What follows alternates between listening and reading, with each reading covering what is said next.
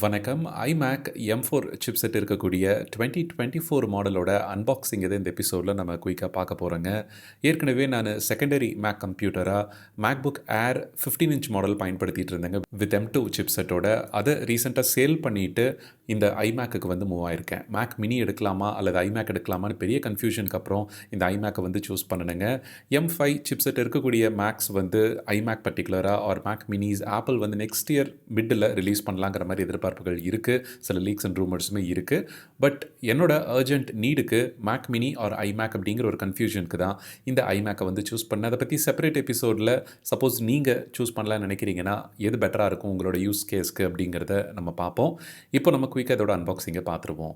First இதோட brown box பார்த்திங்கன்னா நம்மளுக்கு ஆர்டர் பண்ணும்போது எப்படி மேக்புக்ஸ் எல்லாம் வருதோ அதே மாதிரி ஒரு நீட்டான சேஃப் கொரியர் டிரான்சிட் பேக்கேஜிங்கில் வந்து கொடுப்பாங்க. அதை நம்ம பிரித்ததுக்கப்புறம் உள்ளே வந்து நம்மளுக்கு iMac வந்து ஒயிட் கலர் பாக்ஸில் ப்ளேஸ் பண்ணியிருப்பாங்க.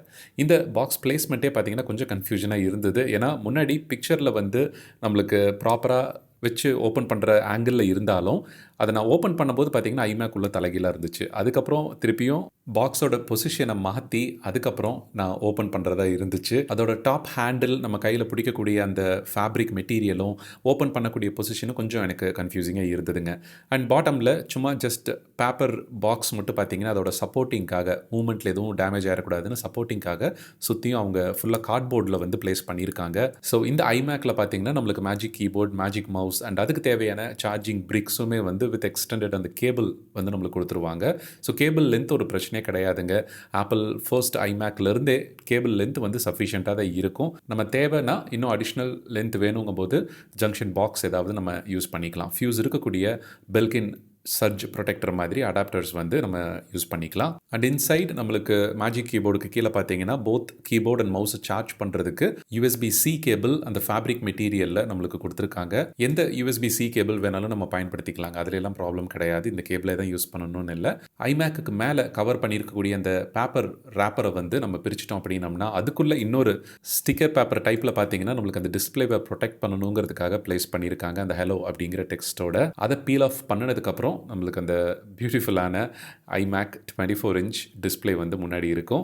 27 இன்ச் இருந்திருந்ததுன்னா இன்னும் எனக்கு பெட்டராக இருந்திருக்குங்க. ஏன்னா நான் நார்மலாகவே 27 இன்ச் மானிட்டர்ஸ் தான் பயன்படுத்துறதுனால ஒரு ஃபிக்ஸட் சைஸாக அது வந்து பழகிருச்சு. பட் இந்த 24 இன்ச் கொஞ்சம் டைம் ஆகும்னு நினைக்கிறேன் அடாப்ட் ஆகிறதுக்கு. அண்ட் இதோட தின்னஸ் தான் வந்து இட்ஸ் அ திங் ஆஃப் பியூட்டின்னு சொல்லணும். ஏன்னா நீங்கள் அதை வச்சு பார்க்கும்போதே தெரியும் அந்த ஃபிங்கரோட சைஸே பார்த்தீங்கன்னா எனக்கு ஜஸ்ட் அந்த ப்ளேஸ் பண்ணியிருக்கிறதுல 1/2 இன்ச் அப்படிங்கிற மாதிரி தான் எக்ஸாக்ட் அதோட சைஸே வந்து இருக்குது. ஜஸ்ட் ஒரு 16 இன்ச் மேக்புக் ப்ரோ வந்து நம்ம க்ளோஸ் பண்ணி வச்சுருந்துருந்தோம்னா எப்படி இருக்குமோ அதோட ஒரு கொஞ்சம் சின்ன டிஃப்ரென்ஸில் அந்த டிஸ்பிளே கேப்பில் பார்த்தீங்கன்னா ஒரு சின்ன டிஃப்ரென்ஸில் இருக்குது. ஃபுல் அலுமினியம் பாடி நல்லா பார்க்குறதுக்கு ப்ரீமியமாக இருக்குது. இன்கேஸ் நீங்கள் ஆஃபீஸ் செட்டப்லாம் வைக்கிறீங்க அப்படின்னா ஃப்ரண்ட் டெஸ்கில், ரிசப்ஷனில் இந்த மாதிரியெல்லாம் ப்ளேஸ் பண்ணுறதுக்கு அண்ட் உள்ளே இருக்கக்கூடிய நீங்கள் பர்சனல் கம்ப்யூட்டிங்கே ஒரு மேனேஜர் டெஸ்க் ஒரு முக்கியமான ஒரு டெஸ்கில் வந்து ப்ரெசன்டேஷன் நல்லா இருக்கணும் அப்படிங்கும்போது கண்டிப்பாக iMac வந்து பார்க்குறதுக்கு நல்லாயிருக்கும். அண்ட் இன்சைட் நம்மளுக்கு அந்த சார்ஜிங் கேபிள்லாம் பார்த்தீங்கன்னா அதிகமாக பேப்பர் கவரில் வந்து சுற்றி இருந்திருந்த மாதிரி இருந்துச்சு. ஒவ்வொன்றா ரிமூவ் பண்ணிவிட்டு நம்ம அதோட மேக்னெட்டிக் கனெக்டர் வந்து நம்மளுக்கு ரியரில் இருக்குங்க. அதோட சார்ஜிங் அடாப்டர் அண்ட் கேபிள் இதெல்லாமே நம்ம சேஃபாக வந்து ரிமூவ் பண்ணிட்டோம்னா தெரியும். ஜஸ்ட் வச்சோம் அப்படின்னம்னாவே அது டக்குன்னு அந்த மேக்னெட்டிக் சார்ஜர் நம்மளுக்கு மேக்புக்கில் எல்லாம் இருக்குது இல்லைங்களா, அந்த மாதிரி மேக்ஸேஃப் கனெக்டர் மாதிரி கொடுத்துருக்காங்க. ஸோ இமீடியட்டாக ஏதாவது ஒரு ஆக்சிடென்ட்டில் புல் ஆகுது அப்படின்னா கூட கேபிள் வந்து டிஸ்பிளேவை பின்னாடி இழுக்காமல் நம்மளுக்கு கேபிள் மட்டும் ரிமூவ் ஆகும், டிஸ்கனெக்ட் ஆகிறது ஒரு சேஃப் மெக்கானிசமாக வந்து உள்ளே இருக்கும்.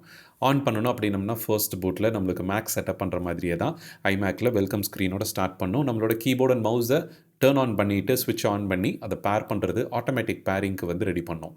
எதுவுமே நம்ம மேனுவலாக பண்ணணும்னு அவசியம் இல்லைங்க.